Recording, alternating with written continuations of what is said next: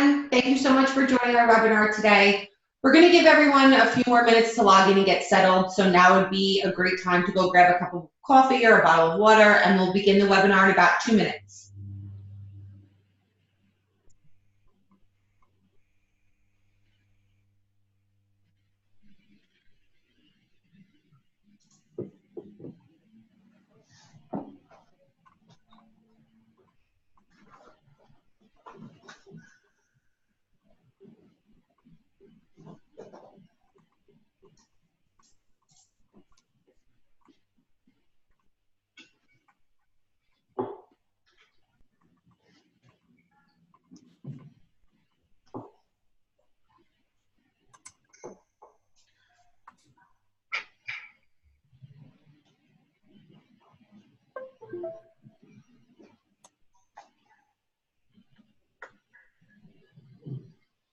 Hello again, everyone. Welcome to the webinar, Better Data Means Better Business Decisions, Tips for Engaging Your Participants and Achieving High-Quality Data.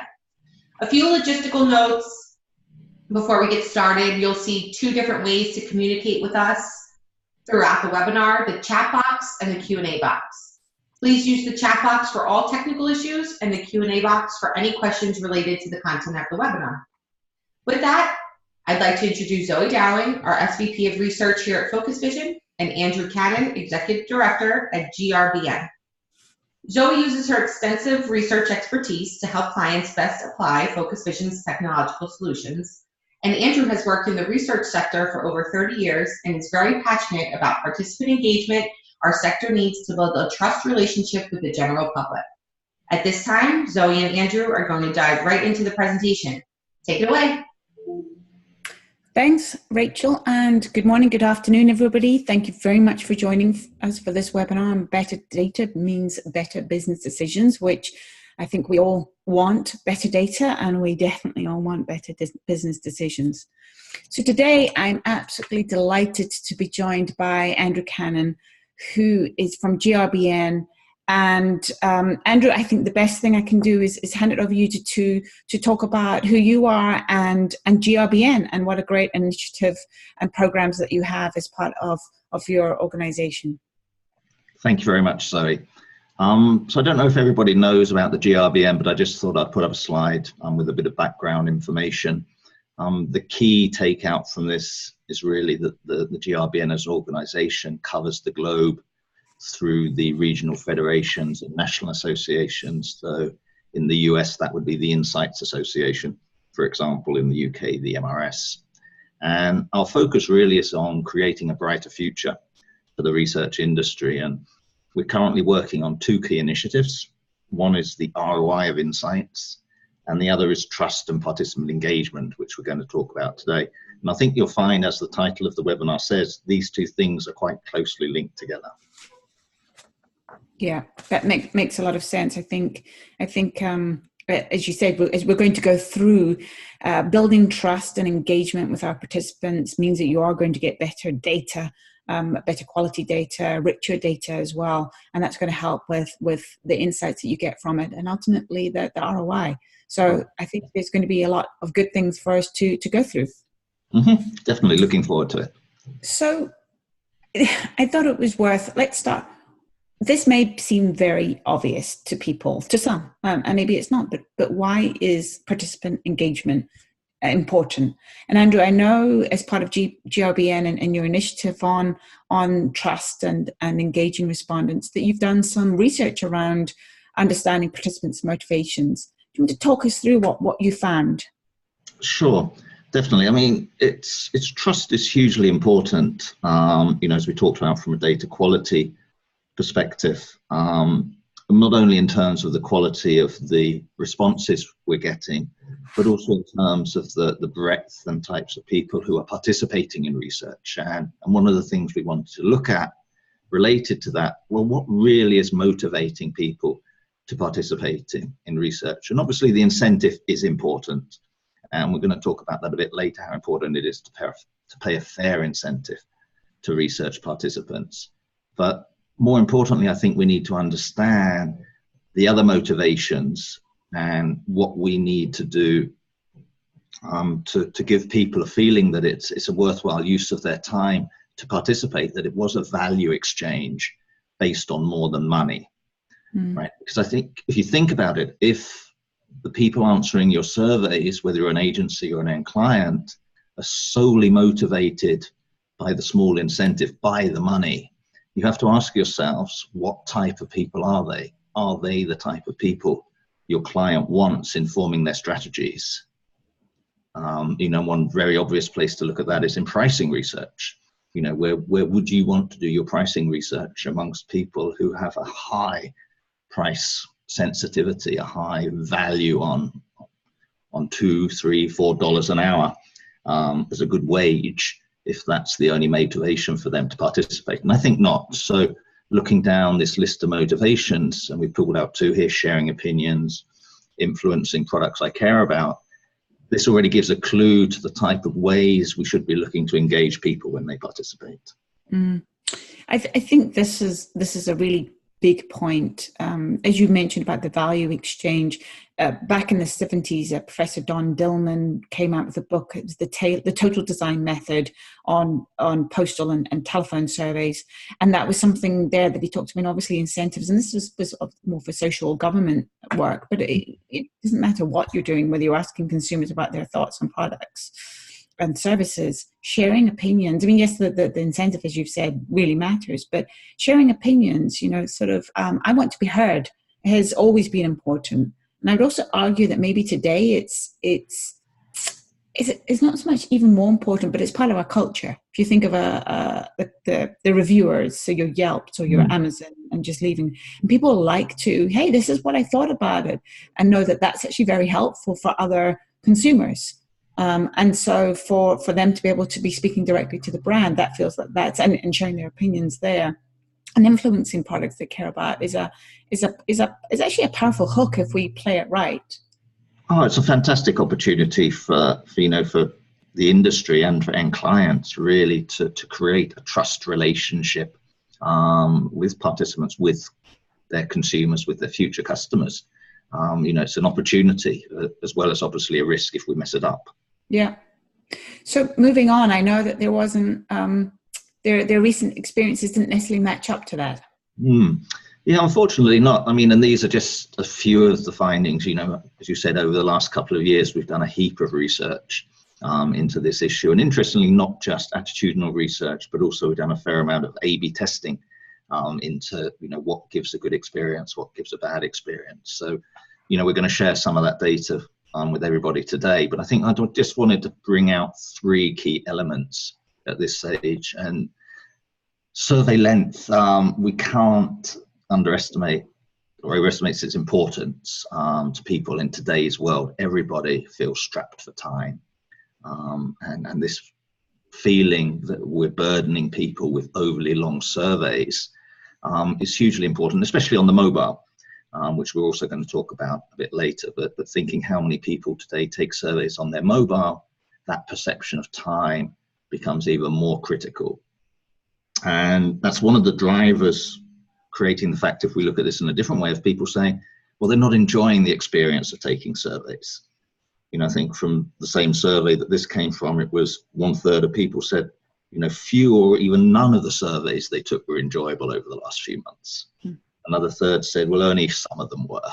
So, over 2/3 are basically telling us most of the time when they take a survey, they're not enjoying the experience. And I think, the researcher in me always likes to say, well, what would I say to a client if their research said that? If their research said that 70% of their customers had a bad experience recently, you'd definitely recommend action, I think. So you wouldn't recommend, just carry on as normal in your conclusions, right? You'd be telling them to change something. Yeah. Yeah. And I can see there also just that that's having impact on trust. So few people are trusting market research companies. That was amazing for us, because we thought that when we set out to do the trust research, that people would trust market research companies. And obviously we understand that there's a huge trust issue in general, trust in government, trust in experts. There's all these external factors that influence this number. But at the end of the day, there are lots of things we can do to change this in a positive way or affect this in a negative way. So, I don't think we can just bury our heads in the sand and say, we are poorly trusted. We need to have the trust of people if we are to have that value exchange. Without trust, I don't think we can build a proper relationship with the people to participate in research. Yeah. And if we move into this last one, just on the research that you've done around participant engagement, there's some serious implications.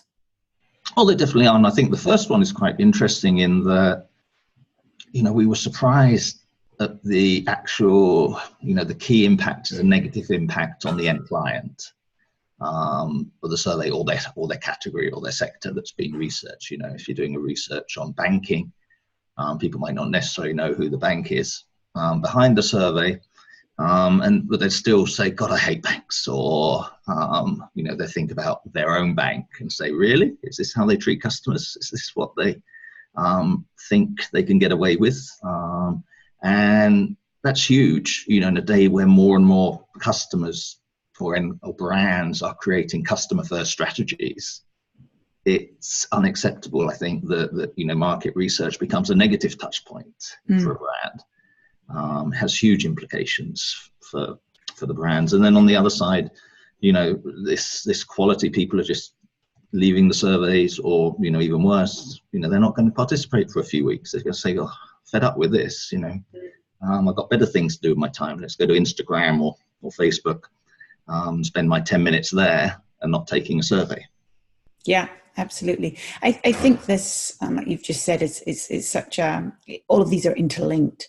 But the idea of the brands mentioned in the survey, like if you are doing a branded survey, how important it is that this is just another touch point. This is another experience point for your customers or for potential customers, and how important that overall it's just a well thought through, put together experience. Yeah, and when we cross-tab this with the motivations, you saw a huge correlation between, it's those who want to share and those who want to help that then feel betrayed when they get bad experience. If you're just in it for the money, you don't really care.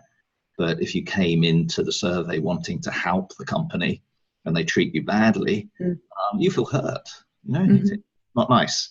So, it's understandable why they feel like this, and it has huge implications both for the end client brands as well as for the data quality. Yeah. Okay, well, I think this is a good point to go into. Well, what can we do to create some great experiences? I mean, it's not all doom and gloom. I think what was I think this is a really important. There's some big red flags being raised about how people are feeling, and like you say, there's so much that competes for people's times. Are they going to spend on Instagram? They're going to spend it talking to you, and so we've got so much more competition in how we're trying to capture people's attention, get them in, help them share their experiences.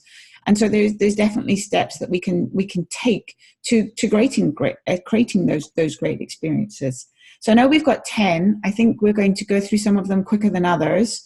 But I wanted to say to people, I know that there's already some questions coming in, which is fantastic. Please put your questions in. We're going to answer as many as we can at the end. If I see something that really fits as we're talking about it, I will flag it there and then. But please keep your questions coming. And Andrew, let's go into the first tip. Sure, fantastic. So before going into the details on this first tip, I think it always reminds me of that old Aretha Franklin song, RESPECT. And if we can repeat that respect word to ourselves whenever we're thinking about a survey or designing a survey or research in general, be a survey or qualitative, we need to respect people. And part of that in practice is, we're encouraging you to think about a participant-centric design process for your research to parallel your customer-centric process. Obviously, you need to focus on the customers when you're doing this, but at the same time, we think it makes sense, and you can parallel to that, think about participants as you make decisions in your research design, all the way from, the business, defining the business objectives, all the way through to the feedback loop. We think there's a couple of key questions you can ask yourself. You can ask yourself, well, if we decide on survey length, for example, how is that going to impact the participant? So if we decide in one research to put in too many objectives, and you end up with a 45-minute survey, ask yourself, well, how is that going to impact the participant? And then the next question, obviously, from that is, well, what could we change to create a better experience? So we work with one customer, for example, to say, okay, let's take this 45-minute survey and break it down into a number of smaller surveys, and feed those out to a smaller sample per survey, and end up basically with the same data, the same conclusions from the research, and participation rates skyrocketed, from I think about 40% up to 65 and above for the individual survey. So the data quality that the client was getting by this simple change of saying, okay, we can't expect our clients to do a 45-minute survey on a mobile. Let's give them 3 15-minute surveys. All of a sudden, you're getting a good experience, you're getting great data, and you still met the client's objectives. So, that's just one example of how to do that. But those two questions, how does my decision, impact participants, and what could we change? How could we make it a great experience? So really just embedding it from start to finish, thinking about how people are going to respond to this. How's it, how much attention are we going to get from them? How much interest is this going to be of them? Because ultimately this always impacts the data that we're going to get. Yeah, and it has to be in the process. I'm a firm believer that, when the worst thing from a data collector, I talk to data collectors about this, why do you do this? And they say, well, I've got it from the research agency and the client's already signed off on this 45-minute questionnaire. At that stage, nobody is going to go back to the marketing director and say, oh, let's change this. Yeah. It really has to be ingrained in the process from the beginning. These best practices are not just sort of stuck on at the end when the sample provider or the data collector says, this is going to be difficult. Yeah. And that goes back to just thinking of the how many people felt that it's the surveys, what was it, 70%? The surveys they've taken were too long. Just going back through my notes here. Yeah, definitely, and a poor experience. So length is one issue, but it's also, there's a lot of other issues obviously around the questionnaire design that we're going to go into as we move a bit forward here about other things you can do to improve the participant engagement. So tip 1, think about them throughout every aspect of it. Not just at the end. Not just at the end. What about our next tip? Well, I suppose, in a way, everybody knows it's a mobile world. And I talk, I think, Zoe, Lisa Wilding-Brown at Innovate MR, another person who's passionate about this issue. And I think for the last 3 years at every conference, she stood up and said, this is the year of mobile. And, and it just doesn't happen. I think that, it depends who you talk to, but some of the data I've seen is that more than half of survey participants are coming into the survey from their smartphone. And amongst obviously younger people, that's even higher, that amount of entry points. And they're not switching, they're not coming in and then saying, okay, I'm going to go to my laptop and answer this. They're just either going to try and take it on their mobile and have a horrible experience, or they're going to ignore it. Neither of those are a good solution, obviously, for anybody. So aside of this, we know that everybody's on their smartphones. We know they want to take their surveys on their smartphones, but very few people taking surveys on their smartphones feel that the surveys they're taking are designed and suitable for their phone. So there's a huge mismatch between what people want and what we're delivering to them too often still. And that's not obviously always the case. There are good experiences as well, but the feeling that people have is the majority of the experiences are not designed for mobile. And I think so, as you said earlier, that brings us to, well, what are they comparing to? They're comparing to Facebook, they're comparing to Instagram, they're comparing to YouTube. That's the experience level that they expect in today's world. And unfortunately, I think we've used technology to try and become efficient in our survey process, but not think about it in terms of UX, in terms of, well, how do we create great design and create that great experience that people expect in today's world. Yeah,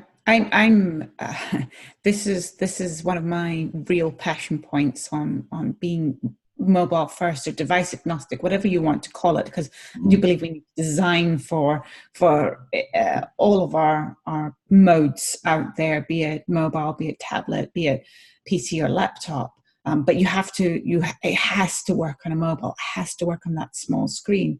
And I think that there's the combination of all sorts of elements. It's almost like going back to your first tip on it going through the full design process and think about the participants, because the technology is available. Just thinking about Focus Vision Decipher, we have a fully responsive capabilities within our different types of questions. We've got lots of different interactive questions, so that the technology can really help. But you have to think about how you're designing that survey, which interactive question works. It also goes back to that survey length. If something on a mobile, and I know we have a question here, what's a good estimate or recommended length for a survey? Is there any rule of thumb or some general rule? And Andrew, let me just answer that quickly, and I'm going to hand it over to you to see if you agree.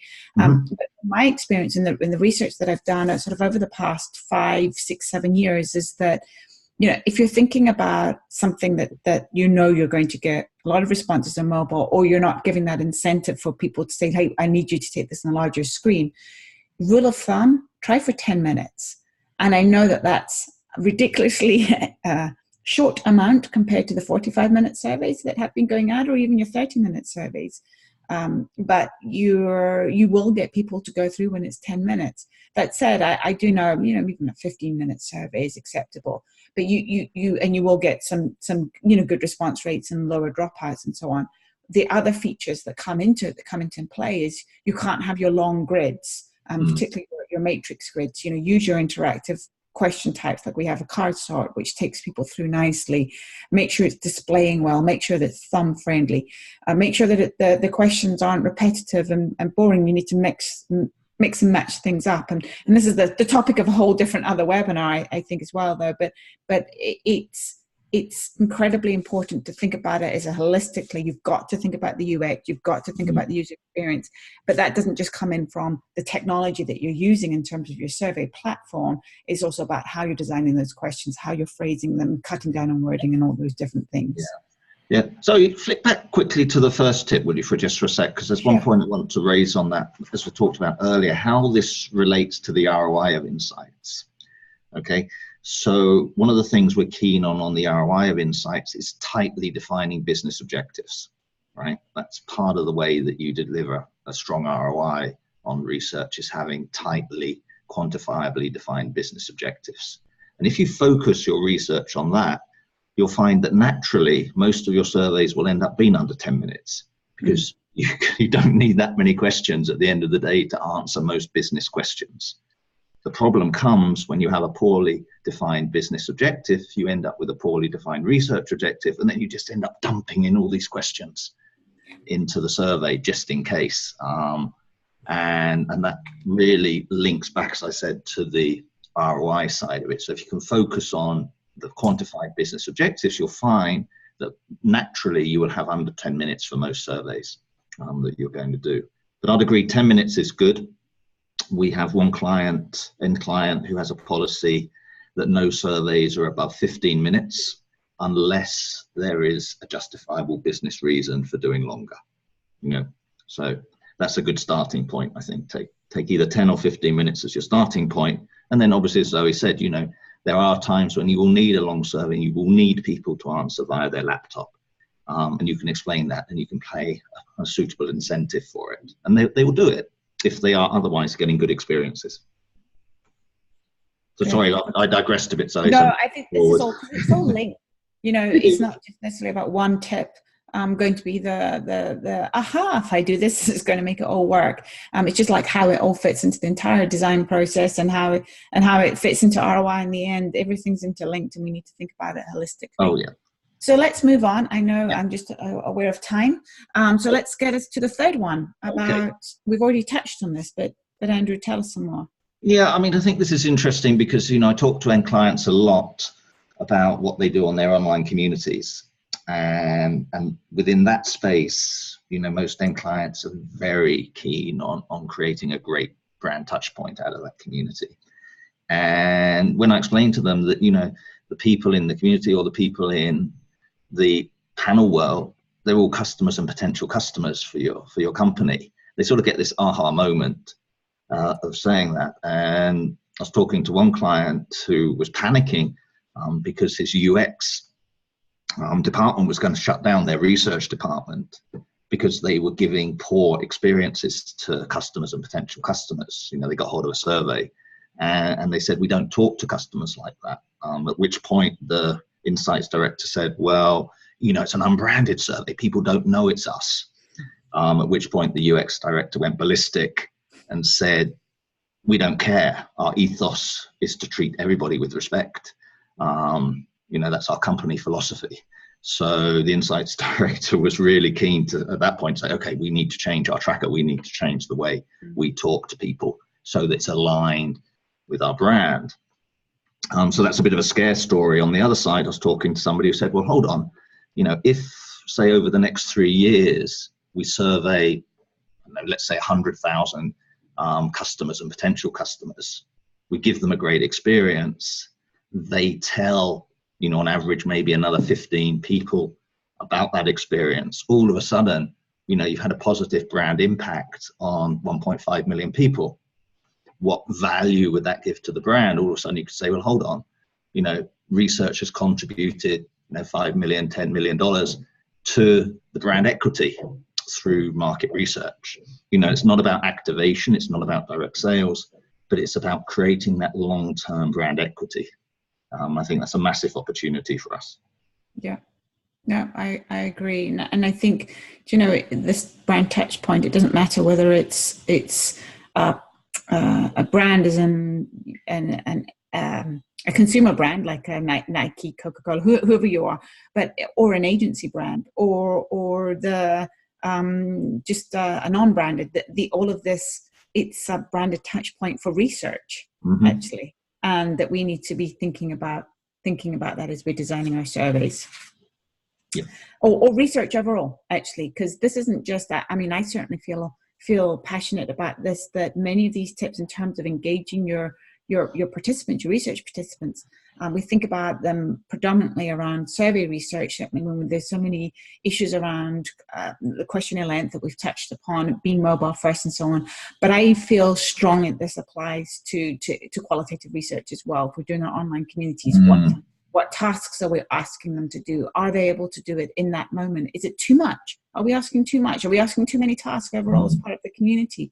So, and how we word things and how we're engaging with them. And it's also a branded touch point. Again, just the researchers doing in the research agency, or albeit actually this is branded for the client, that, you know, it's make it enjoyable. So I just wanted to put a plug that I feel that this isn't that's just very much so. All types of research engagement, not just online surveys. Yeah. So let's look at this fourth tip about being transparent. So, you know, transparency, it's part of this respect. It's part of building a relationship. And there's a number of different ways we need to be transparent. And why we need to do this, you know, when we talk to people, if you can be transparent about who the survey is for example, that's hugely motivational, you know, because people say they want to participate to help brands and companies. Well, if they know who it's for, it's much more valuable to them. Now, obviously, there are cases where you don't want to tell them up front who the survey is for. But, you know, we think best practice say, well, promise them to tell them at the end. And again, sometimes that might also not be relevant or possible, but in general, you know, we think that's good practice. We'll tell them who it's for, what you expect from them. So if it's going to be 20 minutes, be upfront with them that this is 20 minutes, grab a cup of coffee, go to your laptop, whatever you need to do, but, you know, be clear about what you expect from them. And again, as I said, this is equally, if not more important when it comes to qualitative research. if you can tell them what will be done with their input, so sharing back what was the value of the participation, that's hugely motivational. Again, you know, people, if I'm giving 15 minutes of my time, why is it important to the client? What's the end value that my contribution is going to bring? And last but not least, especially, you know, in the world of GDPR, it's hugely important to convince people that we will look after their data, that they can trust us with their data, not only to store it, but also to appropriately use it and not misuse it. So that becomes a huge, then I could do a whole new webinar, sorry, just on GDPR and transparency around data collection. So maybe we'll do that a bit later this year. Okay, great. Well, yes, I agree. All of these things are incredibly important, and there's a lot to be transparent. You know, like you say, be upfront. Don't say it's a 10-minute survey when really it's 20 minutes, and that's where testing and piloting can come into play. If we can say who the research is for at the start, great. If not, can we say at the end? And many times I think we can. So I think there's a lot of different things that we can do to help be transparent and keep people understanding how valuable their opinions are, that the data will be used. Oh, definitely. And this ties in really, you know, to this tip as well, you know, because if you understand that, it leads you down the route of saying, well, when I design my survey or I design my research engagement, so this also applies to qualitative research, don't just think about the client, think about it as a two-way relationship. And I think if you've sort of picked up on the way I talk, I hopefully haven't mentioned the word respondent once today. You know, I've taught myself over the last few years to think of them as participants, even in survey research. And just that change of wording changes how I'm going to create a survey, how I'm going to think, well, you know, what would they like to know? What's of interest to them? What do they consider important? What are they worried about? What will make them happy? And if we can ask questions that they're interested in, so what do you think about this type questions? How do you see the future? Even if that's not necessarily related to the questionnaire brief or the research brief, then that becomes hugely motivational, hugely interesting to the research participant. Hey, they think about me. They care about what I think. They care about what's important to me as well. So, you know, when we did the A/B testing, we could actually make, you know, a 20-minute questionnaire much more satisfying than a 15-minute questionnaire, just by changing the types of questions that we're asking, so the person feels that we care about them and we're interested in understanding what they think and what's important to them. Yeah, and I think this next tip comes in hot on the heels of that one about questions that are interesting to the participant, but how we write those questions. Yeah, and this is, you know, a technique, and I know, you know, when I was sort of doing survey design way back when, you know, we were doing it from a researcher white coat perspective, very much so, and thinking about that, not necessarily as a engagement. So that led us down a certain route in research design. But I think today we need to be aware of the human nature of this interaction and talk to people as though they're humans. And there's a number of ways to do that, you know, using motivational language. And so in this example, when we're doing the insurance testing, you know, we basically got a millennial to write the questionnaire for us, or not the questions, but everything in between the questions. And all of a sudden people are coming out saying, wow, this is fun, this is nice, hey, I could do this again. Whereas the original question, they were going, oh, this is dry. You know, this is like watching paint dry, answering this survey. So just by changing the way you talk to people, all of a sudden you're creating a hugely different experience. And then thinking, you know, within questions themselves, what type of questions, you know, are you going strongly agree, somewhat disagree, type question? Are you saying, you know, yeah, I love it, I like it. You know, the way people talk to each other in a normal way, you might actually end up with better data today than you would do otherwise. Yeah, I'm going to jump in here. For me, question wording is one of the biggest things that we can change and can have one of the biggest impacts. So I've done research in the past that actually looked at shortening question wording as well. And I agree. I think it's fundamental that we get away from this, trying to explain so thinking about the last time that you went to the grocery store during a weekday and it was a store that was over, X amount, because we try to be very precise. Absolutely, from a researcher, I'm classically trained myself. I understand why we want to do that, but people don't read it. I've done usability testing, eye tracking, where you see actually people might look at the first and the last words of the question and then actually go and look at the response options as a way to try and figure out what the question is and how to respond. And that's a lot to do with, the mobile again, people's attention spans on a mobile device are down. I think short-term memory is now down to about 7 or 8 seconds. So, from a scientific point of view, if your question is lasting longer than that, it better be engaging, because otherwise they're going to tune out. Yeah, I think that there's a lot to balance in terms of when you're writing it and what you're doing. I'm actually just seeing a great question here. Is it possible that writing the survey in a less neutral way, encouraging participants, could bias results so they could be more enthusiastic about the product that we're testing? Andrew, did you look into that? Did you consider that? Sorry, I missed that. Could you repeat that, please? Sure. So the question is it possible that writing the survey in a less neutral way, encouraging participants, could bias results? They may be more enthusiastic about the product we're testing. Was that something that came up? Yeah, I mean, again, when we looked at the data, we didn't see that. And obviously, we're going to get slightly different numbers. We get 62% here instead of 58% there. But in terms of when we ask the researcher, well, what conclusions are you drawing from the data? What are the recommendations to the client? No changes. So, yes, we've influenced a score from going from 58 to 62%. So if you're doing a tracking survey, you don't want to change wave on wave the way you're doing this. But once you got your baseline, you can track the changes. And in terms of the implications, in most cases, we would say there would be no difference. But again, if you are worried, test it, try it. Yeah, and just on that research that I'd done that was shortening the question wording, and we had a rule of thumb of going from, like the 10-minute survey, the 10-word question. And we compared it next to a tracking, did parallel on a tracking study, and removed something like at least 25% of the words. I actually think it was higher than that, but there was a dramatic amount of reduction in the words. Just the word count did not change the data, did not change how people were responding. But the idea there is like, well, why do it? But the idea is that, well, we need to keep people engaged. You're going to have lower dropout rates. You're going to encourage people to come back and take another survey. And so it's not necessarily always just about that one survey. It's about the next survey that they take and the next survey they take. And so shortening things out, making it part of today's less formal vernacular. And if you're worried about making it too positive or enthusiastic, you've got to think about what's your topic area and what's going to be appropriate also for the respondents as well.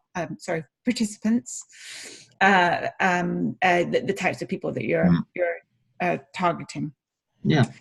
So let's move on to going off the grid. Oops. Well, yeah, I mean, and this, again, as you say, these things all tie in together. But again, this is a way, and I've had a huge discussion with many academics who don't like this, of saying, we need a 7-point scale, we need a 9-point scale. And there's a couple of points that tend to come out there is that, most of the time in the analysis, they're bringing that back down to a 3-point scale in terms of top 2 box or top 2 or bottom 2 box. So, at the analysis stage, they're pulling this anyway to a 3-point scale. And the other point is that, data quality is not just about the theoretical data points you're getting. It's about who's answering the survey. And so he said, who's answering the next survey. So if you're doing this 7-point scale grid with 30 items on a mobile, that person isn't going to take part in surveys for another few weeks. So you're basically biasing and screwing the data because you're giving bad experiences. So these things counterbalance each other in today's world. We can't just have our white lab coats on. We have to be realistic that what is the world out there, and we are part of that world. Yeah. Okay. Let's dive on to the next tip on sharing back. Yeah, and this is fascinating, Zoe, because this, again, when I talk to end clients about their online communities, this is something that they try and build into their online communities. When people participate in the community, we have a loop for sharing back data to them, to having fun questions, to engage them. And we said, well, what about if we do this within a normal survey experience? So again, taking our insurance survey experience and saying, well, hold on, why don't we ask people, what are they interested in? What do they think about? And then during the survey, feed back to them what other people think.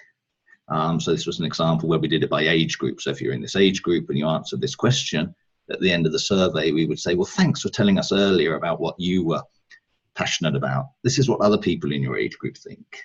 And all of a sudden the people go, wow, that's interesting. That's value. You actually care about me. You're sharing back something, some interesting information that could be useful to me. And we know it's, from a process perspective, it's a little more tricky than doing a normal survey. But once you have it in your process again, it's easy. So the companies that do this, it's no more difficult than doing a normal survey. And the feedback they're getting from the participants in terms of survey satisfaction is way, way better. Yeah, I'm just thinking as well. I know I'm big on this idea. I haven't necessarily seen it implemented that often because, like you say, it's from a process wise, it's challenging. You're also potentially adding another question or so to the survey because if you don't want to be sharing. Well, you're going to want to share something that is shareable and that you can figure out that is going to be of interest. And so you might be adding in a question, which could well be worth the time, if you know what I mean. So there's a lot to consider when doing this. But I think, why are BuzzFeed call them surveys, but quizzes? Why are these different types of quizzes so popular? Because people like to get that feedback. They like to answer the questions, give their who am I, what am I doing, and then how do I compare with others, or what's my results? And so I think that's what the idea is going in there, and again feeling the value. Yeah, and length is important, but relevance, from our research trumps length. Yeah. So if people do find it relevant, they'll spend an extra minute, doing the survey. If they feel that it's value to them, and this is one easy way to do that. Back to the quizzes just quickly. If it's related to the topic at hand, it's much more effective than if it's just, who's going to win the Oscars this year. That's fun too. But if you relate it to the survey topic that you're doing, then people are even more satisfied with the experience. Okay, that's good to know. What about this tip 9? Tip 9, now we're getting down to back to respect, I suppose. And actually thanking respondents. And the interesting thing here is that thank you has to come from the end client if you want it to be really effective. And again, that comes back to an understanding of why they are participating in research. So if you understand that they want to help clients, they want to share clients, if the client at the end actually says, hey, thank you, this really is helpful for us developing our new products and services, really is helpful for us improving our customer service, people feel that's important. I have one client who makes it personal. They put their name and email address on the end of their surveys. I thank you, and on behalf of client X, and please get in touch with me if you have any comments. And boy, did that make them design better surveys. Getting that mailbox on a Sunday morning full of people saying, well, that was a lousy survey, certainly woke them up to the need to develop better experiences. So I wouldn't necessarily recommend it on all your surveys, but try it once, get some direct feedback on your experience by saying thank you, and tell me what's the experience. Was it good for you? Yeah. I like that a lot, actually. I think that's, it would take a bit of bravery, but I think that's important. And the feedback that you can get, not just about the survey, but potentially also maybe questions that you didn't think to ask, could be another way of getting that feedback. Yeah. you know, and unfortunately, I don't want to tell my age to everybody, you know, but when I started, you know, we did surveys a lot, knocking on doors, and you know, when you saw people's eyes when they trying to answer a grid with, you know, 30 items and 20 brands, and you saw how painful this experience was for them, you know, that really helped you understand what you're doing. And then on telephone, you know, you had the interviewers coming into your office as a researcher and shouting at you saying, I'm not going to ask that question, you know, that's ridiculous. Yeah. And now we're online, we've lost that human connection. You know, we just think we can just throw it out into the ether and it will come back as zeros and ones, without thinking that, you know, hey, there's a person at the other end of that line. And I think that's a big point. There's a person. We're talking people to people. Service business. Yeah, and so that part.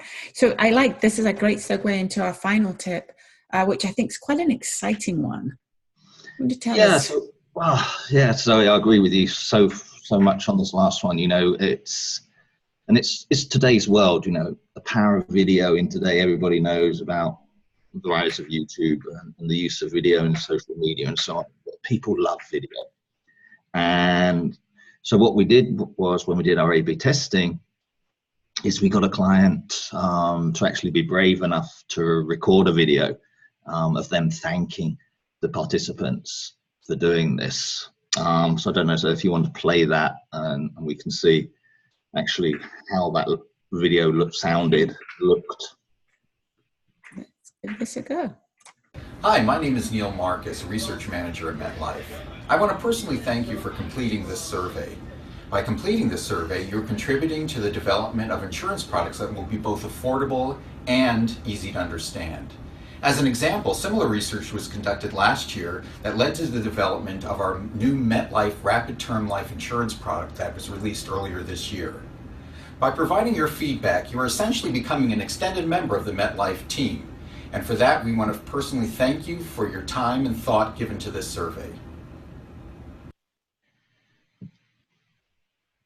And So, how did that work? well, you know, the research results, I think, speak for themselves. You know, the satisfaction with the survey, which is hugely correlated to what they felt about the brand or company it was for, was huge. You know, this was the one thing we did that really moved the needle, both in terms of survey satisfaction and in terms of the impact on the long-term brand equity. And, you know, part of it was also down to the naturalness of the video. You know, it wasn't a staged $1 million studio production. You know, they said, this is empathy. This guy really does care about us. You know, he's interested in our opinions, and he's thanking us for our opinions. So you know, you should do this on your next project. One thing we would say in terms of a tip is give people the option to opt out. So, you know, not everybody is in a position to listen to that video at that point. So give them the option to skip if they want to. And don't try and shortcut by doing it yourself as the agency. It really needs to be the end client doing, because that's who they're taking the survey for. So if you do it, that can actually be a negative for the client, of them saying, well, what, the client can't be bothered to thank us. He's put in, you know, a middleman to do that. So, you know, huge uplift from doing this. So please be brave. Please try this on your next project and let me know how it goes. Yeah, I think it sounds like a good one. So I'm just conscious of time, and I don't want to actually rush over that one, because I think it's a really interesting one to try. I think the authenticity of that clip just came through. It's like, oh yeah, this is the guy from the survey that I just took, and I can see how well that worked. And so it'd be great to see more people trying that. Andrew, I know we're getting close on time, and so I just wanted to wrap up with what one more. And we do even have a question on how do companies learn how to write shorter, better questionnaires, and I think that segues very nicely into some of the initiatives that you have and resources that you have, and certainly we have our own focus vision. But why don't you tell us about Engage MR? Okay, so there's two ways, you know, we think we can help you with this. We realize a lot of this is common sense, but a lot of this is awfully hard to implement in practice.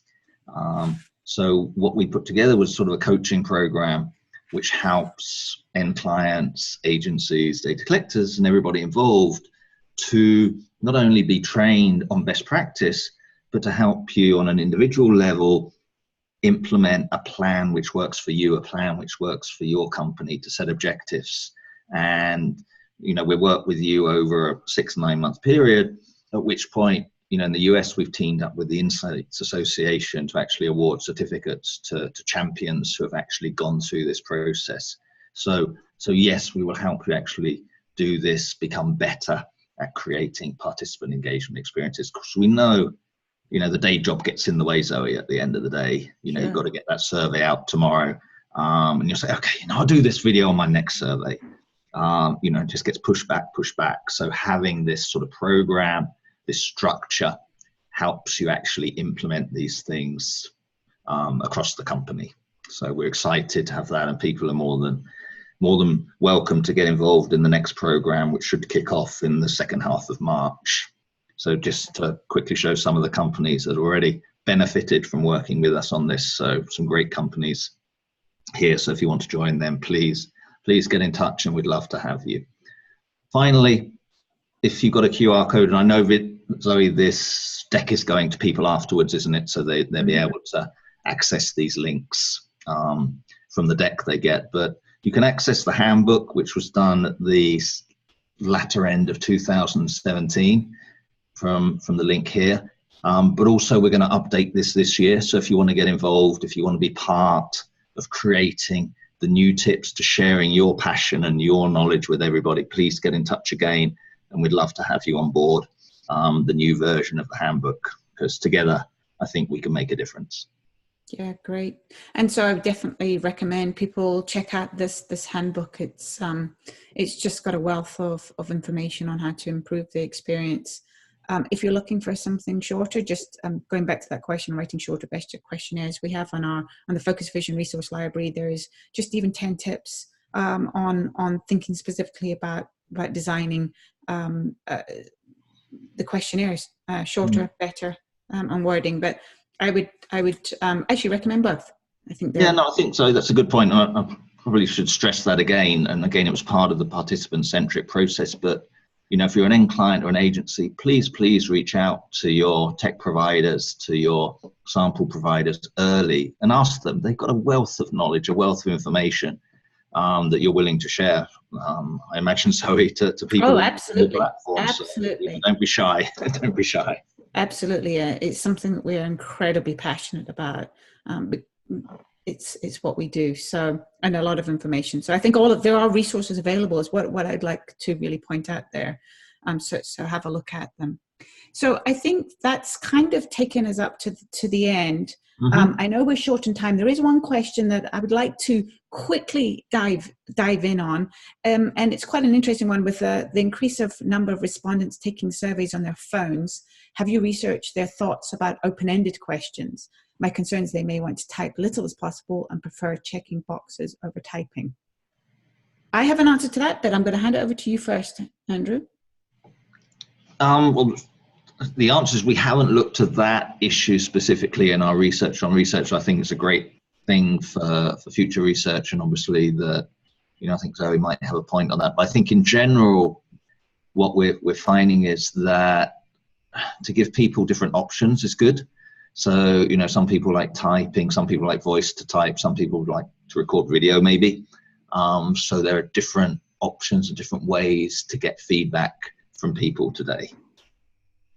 Yeah, and that's kind of where I was going. In fact, I'm just putting a new study into field in the coming weeks around looking at these 3 different options and seeing how people respond. And we are focusing on mobile, and includes a video. Again, it just depends. I would say that people still, it's the same principles for laptop and desktop surveys, is that if you have too many open ends, people are going to drop out. The placement of the open end matters. If you ask an open end right at the beginning, like question number 3, people tend to drop out. They think this is going to be more work than is possible. Then they're willing to give. If you're doing it towards the end of the survey, they're already invested in it, and they're quite happy to give their opinion, provided there's not 5 open ends in a row. Right. So placement matters there. I would say giving the choice on people how they respond works. But I find that people do answer open ends because it gives them a chance to express an opinion, to express something in their words, and that it still can be quite rich. It's just don't have too many of them and think about the placement. Yeah, it's funny, you know, quite often the opposite is we got the opposite feedback, you know, when we did the A/B testing and certain things we tested where people didn't have a way to move forward, you know, they couldn't give their opinion. They became super frustrated. You know, they're saying, well, I wouldn't really answer any of these questions. So, you know, one of the companies we work with basically always has an option where people can give feedback, you know, and still continue with the questionnaire. But, you know, if they've got a comment or something, they can always leave a comment. And I thought that was an interesting way of getting around this issue of people saying, yeah, hold on, I don't actually agree with this question you're asking. I would answer this in a different way if you gave me the choice. Yeah, I agree. You get some really rich insights from those comments. Yeah. Well, that's all we have time for. I know we're just coming up onto the hour. So I'm going to hand it over to you, Rachel, to close us up. Andrew, it's been an absolute pleasure talking with you today. I think there's some fantastic tips in here, and I look forward to continuing the conversation with you and everybody else. Yeah, no, and I'd just like to thank everybody who took part today. You know, you're showing already your passion for this topic, so I thank you for that. And participants are our lifeblood. You know, everybody needs to work together, and we're here to try and help you create better experiences for your participants and for your clients. So thanks, and thanks, Zoe, for giving us the platform and for partnering with us on this. Really appreciate it. Absolutely. Great. Thanks so much, Zoe and Andrew. It was a great presentation, so informative, and I'm sure everybody enjoyed it. If there were any questions that didn't get answered today, we'll follow up soon, or you can contact us at webinars@focusvision.com, and we'll respond to your question at that time. We hope you enjoyed the webinar. Better data means better business decisions. Tips for engaging your participants and achieving high quality data. I want to thank Zoe Dowling and Andrew Cannon again for joining us. And we hope to see you all at future webinars. Have a great day. Thanks, Rachel. Bye-bye now.